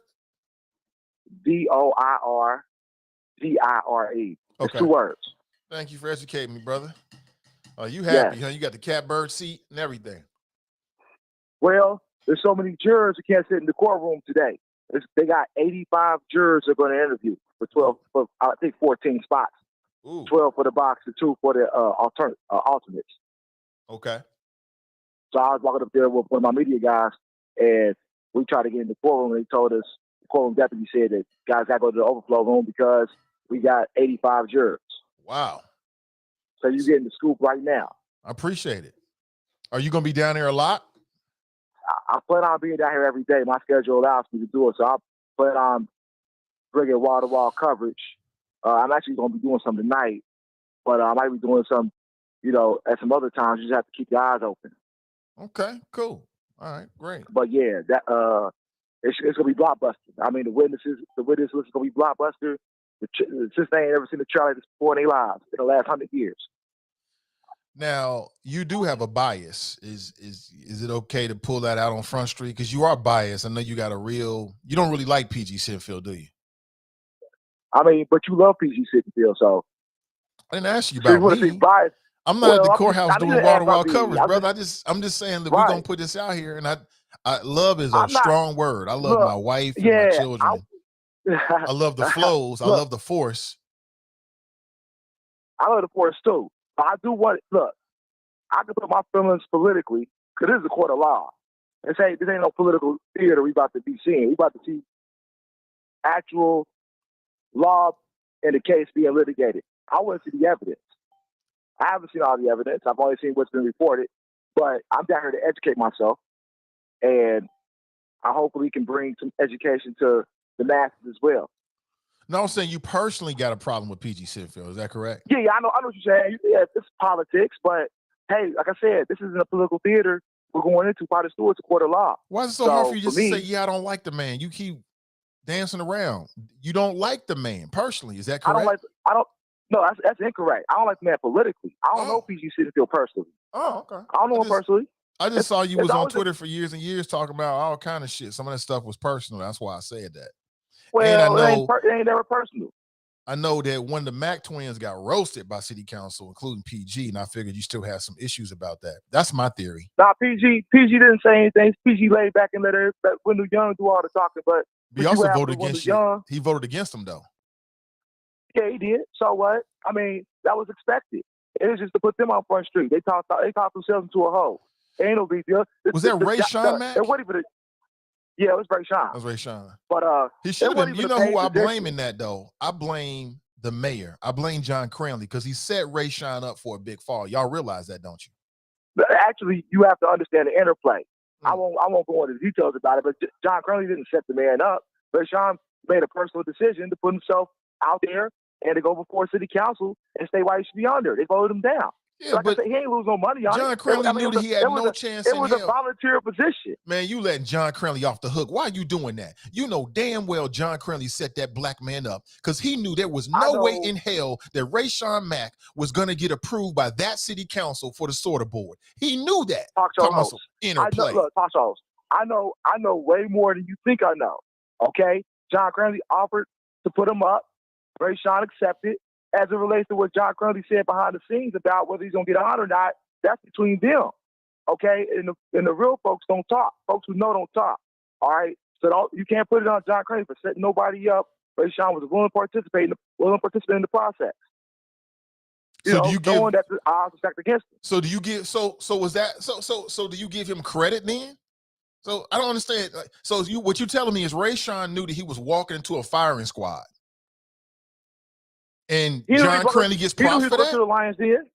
He knew that? John Cranley gets props for what? You just don't. What are you talking about? I'm just saying.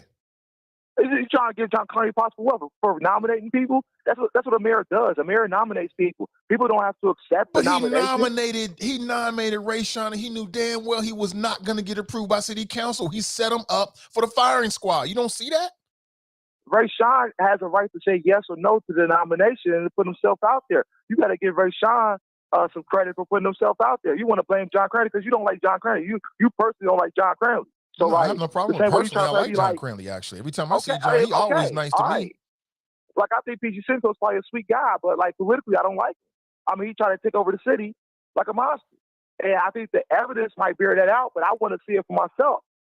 That's why I'm down here, because I have a vested interest in how this trial plays out, because I want to know for history purposes what the evidence said. I don't want to rely on anybody. And I'm glad you're down there, man. Hopefully you give us some thoughts on it, as the trial goes on. Did you hear Steve Goodin call in earlier and talk about the trial? I did. What'd you think about what he said? I mean, Steve Goodin's a sharp guy, very knowledgeable. He knows the inner workings of City Hall. I think he knows about as much as everybody else knows because he's not counsel in the case. So he's reading the reports like everybody else and giving his analysis, which I think was smart. I did hear you using a lot of my talking points, which I appreciate. I'm flattered. What happened? So I'm glad you out, guys.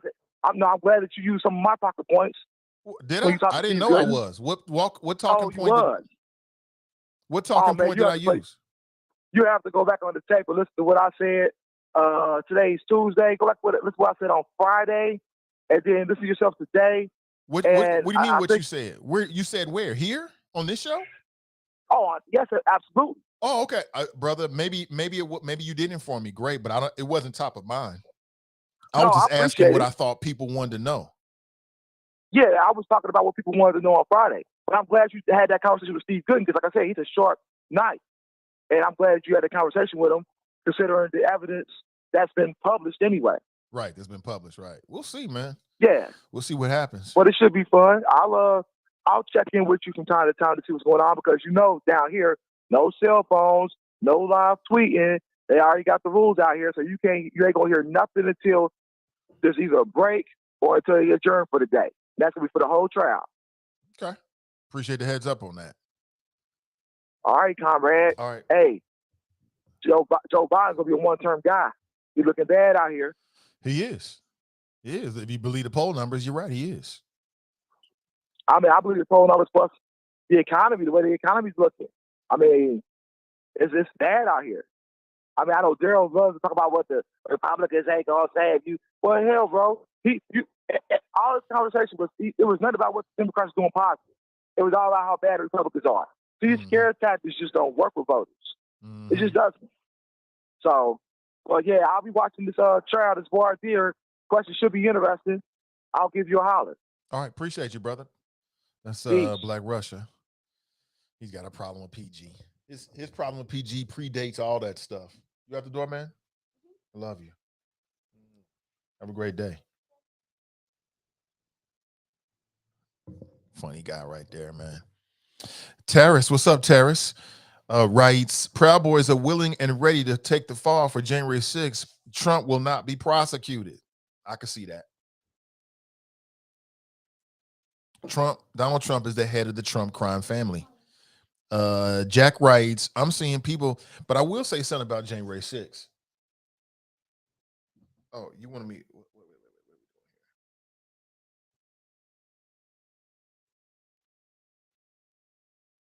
Is that what you want me to do?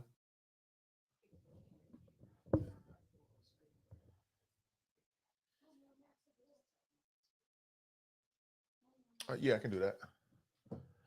Yep. Let's do that. Okay, guys, you got me until about 9:15 a.m. this morning. Then I got to make a move.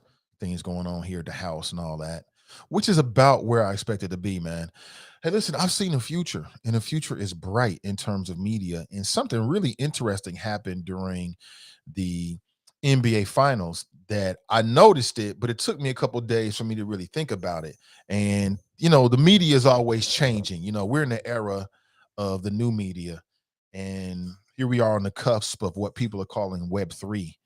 And media in the Web3 sphere is going to be different than in Web2. And, it's quite interesting what's happened here. Like, something happened during the NBA Finals in terms of media that I think was it's like an earthquake across the industry. I love where we are today. I love the fact that you got so many different podcasts and live stream shows and all these different live stream networks, and you've got media coming from different ways. Over the weekend, I got a chance to watch this Netflix documentary. Oh man, it was so interesting because it's of my generation. Like, the wife used to work at Blockbuster. And for somebody like me that loves a good movie, I love a good narrative, I got my genres that I'm really into, man, listen, Blockbuster was that thing, boy. How many people can remember going to Blockbuster back in the day? DVDs. I used to have a whole huge DVD collection. You know what I'm saying? Ended up making a transition many years ago. I said, I could see the future. Everything's going digital.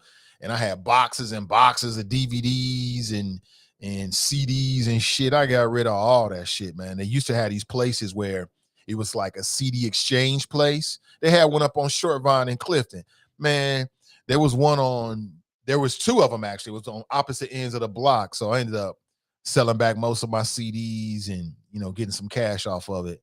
Cashed in quick. I remember one time I wanted to take a trip when I was in college. I needed about $100, man. I took all my CDs. I had some classic shit. I got about 90 out of it.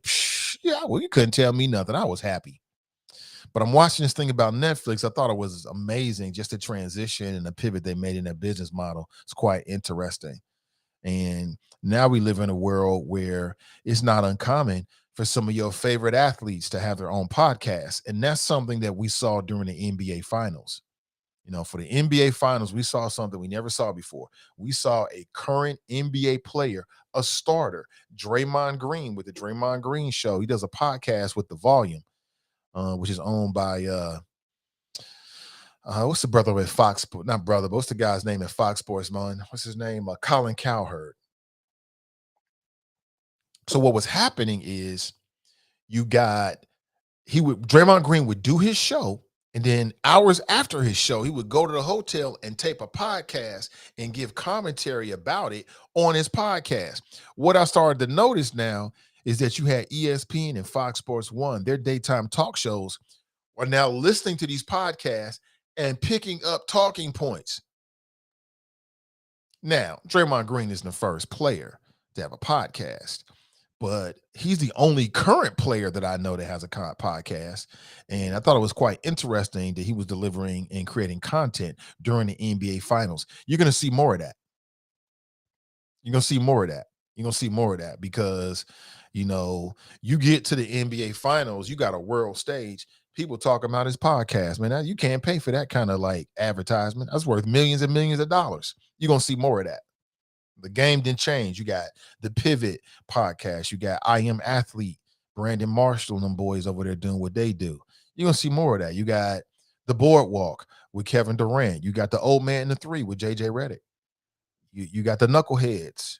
All the Smoke, Kevin Garnett. You more and more and more. That's just the world that we live in. And I love it. I love it because you're just getting a whole different perspective. Like, it's different. And that's what Draymond Green said in a recent interview. Basically, he was like, look, if you want to hear my thoughts, check out my podcast. I'm like, brother smart. Brother's real smart. You're going to see more of that. Watch. You'll see it next year and the years to follow. Current NBA players with their own podcasts, talking to the audience and talking to the world through their own, new media platforms. And I love it, man. I think it's going to be quite interesting. It's a whole new world. Like, you grew up in the 90s and 2000s. They weren't doing that. You had some dudes that would veer off and do a rap album or something like that. But to have a current player in the NBA Finals talking about the finals, I think that was it was small to some, but I think it's going to loom large in the future for that industry. But let's go back to your flows. Roots writes, Jamaica isn't paying that much. I just came back. Is that right? TNT writes, follow a fool if you want to, but he going to jail, bro. And everybody kissing the pinky will look like the biggest fools following a traitorous criminal. I don't know if Trump's going to jail. I don't know about that. And that's the biggest issue with the January 6th. The biggest question mark with January 6th is, okay, but so what? Who going to jail? You're making all this noise. It looks bad. It was seditious. Who's going to jail? Somebody. If the Democrats and the powers that be, because you got some Republicans on that committee as well.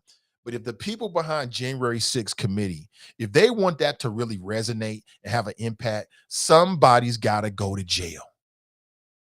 Because if nobody goes to jail, what the signal is to human beings is it can't be that bad. It couldn't have been that bad, whether it was Trump's or Trump's minions, right? And if nobody goes to jail, it only makes Trump look stronger. He's the true Teflon Don, because nothing sticks. Nothing sticks. You know what I'm saying? Lie, caper, lie, propaganda. He gets away with everything. It'll only make him loom even larger within the Republican Party. Quite frankly, these Republicans are scared of Trump, and they should be scared of Trump. If you're asking yourself, why do these Republicans do what they do? Because they're scared of Trump. Because Trump is one of them who really don't give a damn. Trump, if you get on Trump's bad side, what Trump has shown us is that he'll do anything. Anything.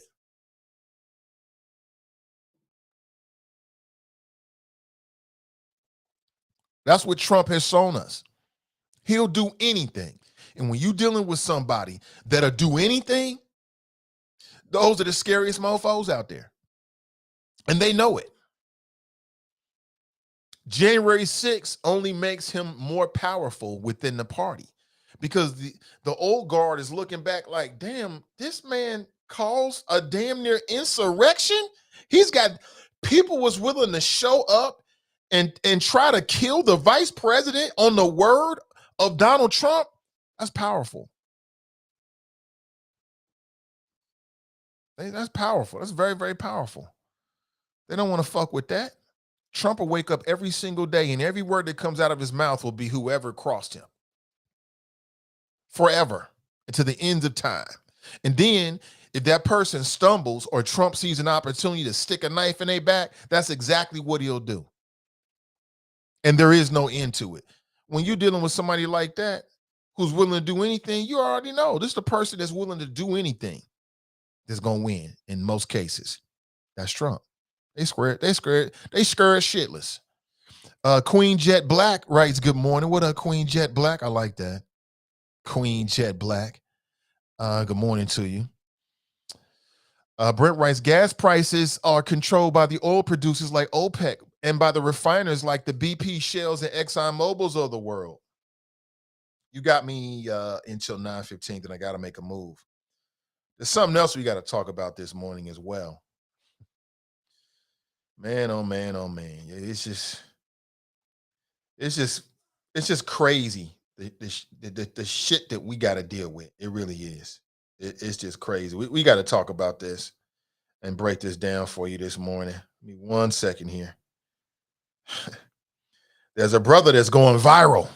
I saw this on Father's Day. People was like, oh, this is a great example of a good dad.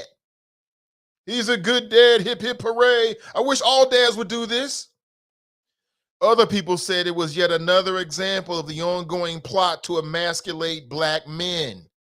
I'm a black man. I don't want to be emasculated. Show this image to you. I want you to tell me what you see. And I can already tell you, some people are going to look at it and be like, that's a problem. Other people are going to look at it and say, not so much. Okay. This was circulating around Father's Day. Gosh darn it. Can't we just have a damn day with all this nonsense? Let me share this image with you. I'm going to flash this image. Okay. And I want you to tell me if you see anything wrong.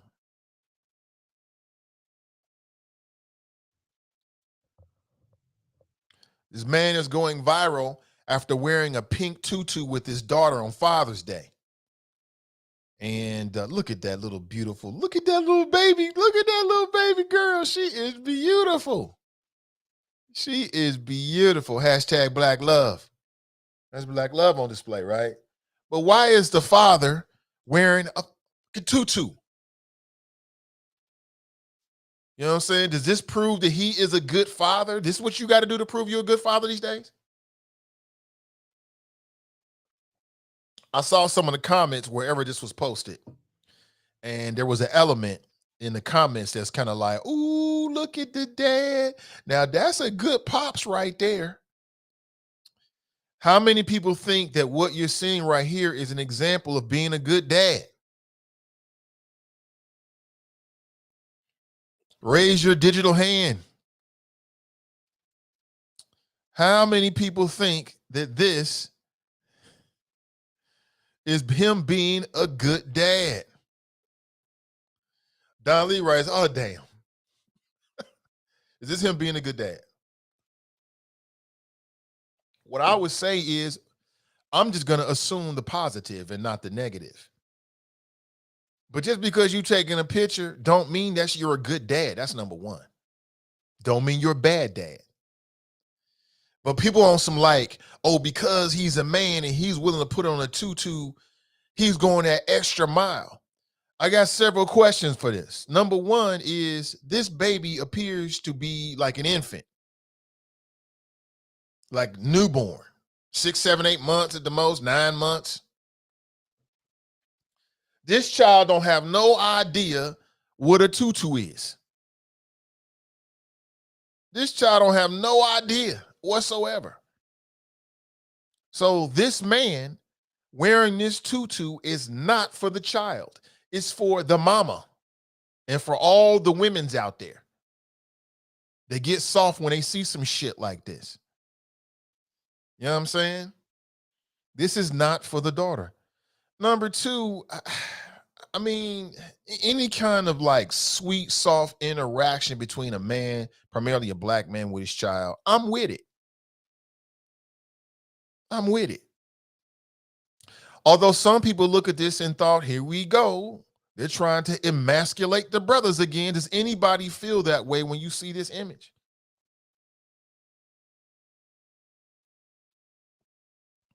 Mika writes, I see absolutely nothing wrong with it. I saw a brother in Lowe's with glitter on. I asked daughter or granddaughter. The question was, Dad, would you wear a tutu for your daughter? And I've got a daughter, medium Buddha. She's 17 this week. She'll be 17 this week. And she can't stop telling us. TNT writes, he lost a bet and made the best out of it. Now, if you lose a bet, a man has to abide by his word. That's one thing. Again, I'm not going to assume any negativity about this. It shows a very soft, sweet interaction between a black man and his child. But I don't think this makes him any more or any less of a father. You know what I'm saying? Let's get some things straight though. Number one, these pictures are not for the child. These pictures is for the mama and his family and all the women on social media that think this kind of stuff is soft and sweet. My daughter is 17. I've never had a scenario in which I had to wear a tutu. I kind of remember when I'm trying to think, have I ever done anything like this for medium Buddha? And I don't think so. I've never been in a scenario where I had to like wear a dress or, put on some makeup or something like that. I've never had that kind of scenario present itself to me. You know what I'm saying? Like for me, we took baby pictures but I don't have to fucking wear a tutu. You know what I'm saying? I'm a male. I'm a man. I don't have I can just wear like a pink short set, something like that. Some pink shorts, a pink sock, something like that. But if that's what you want to do, I don't necessarily see an issue with it. But to say he's more of a father or less of a father, we don't have no fucking idea. Being a father ain't about taking no gosh darn pictures. It's about that day-to-day shit, every day showing up. That's what makes a real father, not taking a picture. That's my issue. People out here like, look, it's so sweet. I wish my dad had did this. No, you don't. I don't need my dad to do this. Negro, just show up every day. Take care of these lights and this water.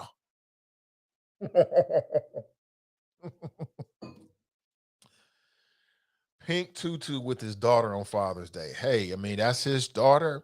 I mean, this is a much better picture than, let's just say the images could be a whole lot worse than this. So I'll take this over a dad not being in the house or something like that. I'll take this. But this doesn't necessarily mean he's a better father than a man who won't wear a tutu. You know what I'm saying? Like if you're a father, you love your kids, but what? I draw the line with wearing a dress. That don't mean you're any less of a father.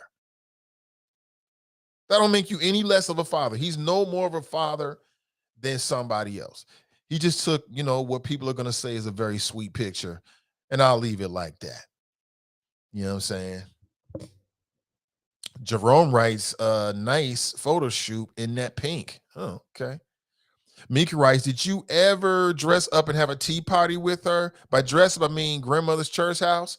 I did do the tea party thing. I don't know where we get this in our damn culture, but yeah, I do remember doing the tea thing. And I don't even know. I remember her being very, very young and us sitting there and we did the tea thing. I don't remember playing ever with her doll babies because doll babies are for children. I just never been in a situation like that. It's never been presented to me. We've never played dress up. She played dress up, but I was always a man when I dressed up. I've never worn a dress for my daughter. And when you have kids, it's hard to say what you won't do because you'll do anything for your children. Shit. I mean, somebody say, well, would you wear a tutu for your daughter? It depends on the scenario. If I'm trying to save her life or I don't know. Let's say we raise an awareness or something about somebody said breast cancer. I mean, why can't I just rock pink shorts? Yeah, I'm gonna die on that hill.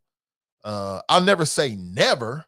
Tutu or not, my masculinity, as I said before, and my sexuality are firmly intact. So that's never in question. But I've never had a scenario in which it's even been brought up to me. It ain't never happened. Let me see. You never had to babysit your granddoll babies, Nate? I don't know. Maybe I did. I don't know. Maybe I did. Maybe I did. That sounds vaguely familiar. Maybe I did. But like I said, Medium Buddha was one of those extraordinary kids. Like I told you, it was almost like not having a child because she was so self-contained. I cannot stress that enough. I mean, I don't even remember her crying. She was always been self-contained. Like, I got some cookies. I got some toys. I'm good. She always been like that. So no, I don't remember. Maybe my wife has, but my wife is a woman. Nat writes, he forgot the matching pink bra, right? TNT writes, my daughter hate pink, never liked Barbie dolls, found out because she was afraid of Chucky, but everything associated with girls, all girls don't like. Charles writes, sweet is the operative word.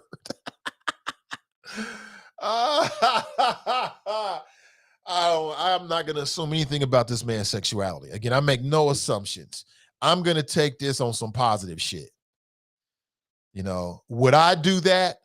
That wouldn't be my first, second, third, or fourth choice because it's unnecessary. I can just rock some shorts. I just don't understand the need behind it. But again, people do things, you know what I'm saying, that I don't always understand. It don't always make sense to me. My favorite commercial of all times is the black dad doing a cheer with his daughter. All you boys are much too much, LOL. Tabitha writes, well, take a picture in a pink football uniform, stay in your lane, man be a man, and lady be a lady, stay in your lane. See, that's what I'm thinking. If she got a tutu on, just some pink shorts, that'll be good enough. A.R. Thompson writes, my dad has 6 daughters. He was an ultimate girl dad. I never seen him in a dress, scarf, heels, or any other feminine garb. Get out of here. Right. This is for Instagram. This is for the gram. Actually, it shows he's fully confident in his masculinity, thinking clothes change that defines a man's masculinity is the issue. Daryl, I don't disagree with you. I don't disagree with you at all. You're right. You're absolutely right about that. Daryl is right, everybody. He's right. I can't even say you're wrong about that. I again, as a father of a soon-to-be 17-year-old, I've never had a scenario. I got plenty of pictures of Medium Buddha when she was little Buddha, taking pictures with her. That's what you do with your kids when they're younger and they so sweet. They're so photogenic. All you want to do is just kiss them. They got that baby soft skin. It smells so good. And all they want to do is just get love and smile at you. Oh, I love that. I'm all about that. This is unnecessary. He's doing this shit for the grand. That's what I think. Charles writes, I'm not letting the MF put me in a trick bag or wear a tutu after losing a bet. A tutu won't even be in the terms. I'm going to think of dude differently for even suggesting it. You're right. I'm with you on that, Charles. I ain't never making no bets like that. We can bet some money, but in terms of what I'm wearing and shit, there's a line. There's a thick line that we ain't crossing. Greg writes, I just think if a man is going to wear that, it might be best not to put it on social media. That said, I love a display of affection for his daughter. I'm with you on that. Jamal writes, being a good dad has nothing to do with taking weird pictures, but about protecting and providing. F all the attention-seeking photo ops. What he just said. Get to the chopper! Yeah. It ain't about no damn pictures. Being a dad ain't about no gosh darn pictures at all. Don writes, he took that picture for likes. Right. He did. Mika writes, I see absolutely nothing wrong with it. I saw a brother in Lowe's with glitter on. Yeah, I ain't never did the glitter thing. Maybe on my hands or something. I seem to remember. My daughter has never painted my fingernails. That ain't ever happening. Everybody different. Pamela writes, wearing a cape don't make you a hero, and wearing a tutu doesn't make you a good father. Correct, Amundo. Aaliyah writes, it's cute when she's 4 or 5 and they having a tea party. That tutu was for his inner struggle. It's hilarious. His inner struggle. I'm not going to assume anything. If you missed it, it's worth your time to circle back around and check out my interview with Steve Goodin. I thought he gave some good insight, and in particular, with him being a Republican, I wanted to make sure we got a chance to hear both sides.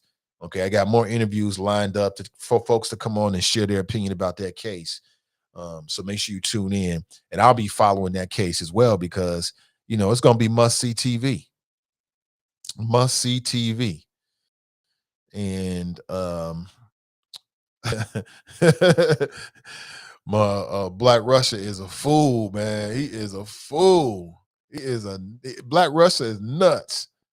That boy, it's going to be interesting to hear what he got to say over the next couple of weeks. But we shall see. And then I think the last trial is Jeff Pastor, a.k.a. Pastor X to us.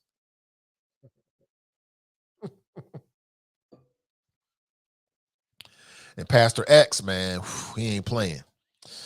Before we leave the show, I want to remind you about the upcoming Black Economic Empowerment Market. It's the largest inner city outdoor flea market starting June 24th. That's coming up this weekend. So it's going to be Friday, Saturday, and Sunday. Tables are available. You can get a single table for $25. If you're interested, contact Tanya Dumas at 513-830-4206. Again, 513-830-4206. Maybe you're selling t-shirts. Maybe you got some other products. Could be a good place for you to interact with customers. And it's called the Black Economic Empowerment Market, or BEAM. More details, just give Tanya a call at 513-830-4206. Also, looking for a place to eat today or perhaps this week? Consider Wing Champ, the undisputed champion of all wings. Their website, 3Ws.originalwingchamp.com. Check out the menu. I'm sure you're going to find something you like. And you can also pick up your Creamalicious brand ice cream there as well. And they are Black owned out in beautiful Sharonville, Ohio. Good morning to you. Back to your chat. Let me see. That's as bad as wearing Hoochie Daddy shorts. I had no idea about the Hoochie Daddy phenomenon. The wifey was telling me about it. I'm like, they doing what now? That sounds strange. That sounds strange. Angela writes, and if he and or the mom think it's good, then so be it. Yeah, absolutely. At the end of the day, the dad could be a gay man or a transgender woman. What? I don't know if that's true. Trying to exemplify girl dad? Could be. Could be. I don't know. I will be blunt. Black people and all disenfranchised people of the nation can't afford to be Republican. It is a detriment to our existence in the United States of America. The Republican Party does not have the interests of people of color or disenfranchised people or disenfranchised individuals. IJS. I'm just saying. That's what he wrote. Tanika writes, soft is right, Nate. I do not need to wear a tutu to show affection toward my daughters to appease my wife. No, thank you, but to each his own. Yeah, that's not, no need to do that.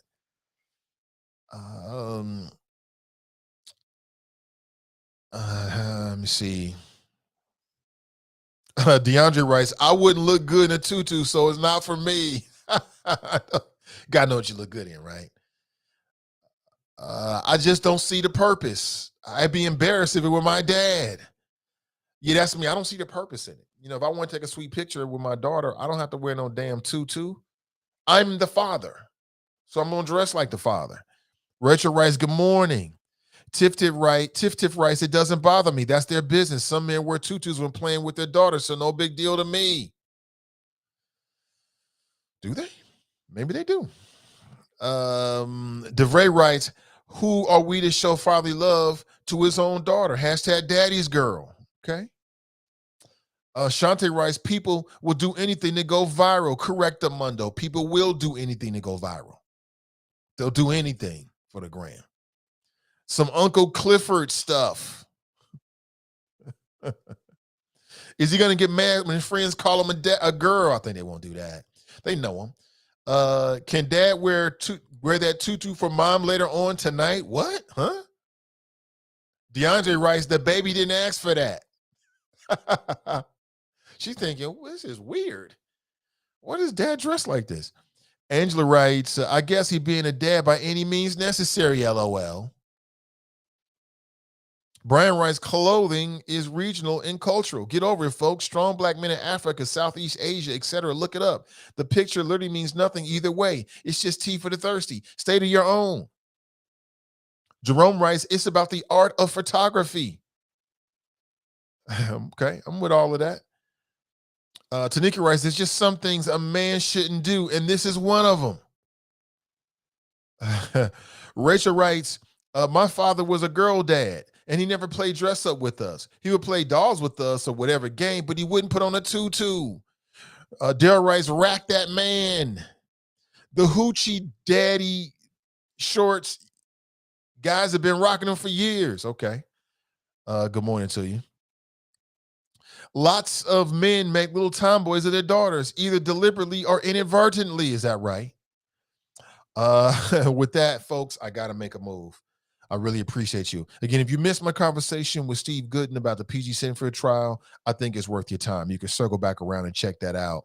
He came on at about 7:30 a.m. approximately, and we spoke for about approximately 30 minutes. All right. Have an excellent rest of your day. I'll be watching. This is just the jury selection, so I'm not sure how much sizzle is going to be in it. We'll get to the sizzle perhaps later this week or next week as well. We'll get into it. But again, I'm here for you. If you want to connect with me, hit me with a direct message and I will respond. Have an excellent rest of your day, choppers. Until next time, I'm Nate Ivy, and I'm out.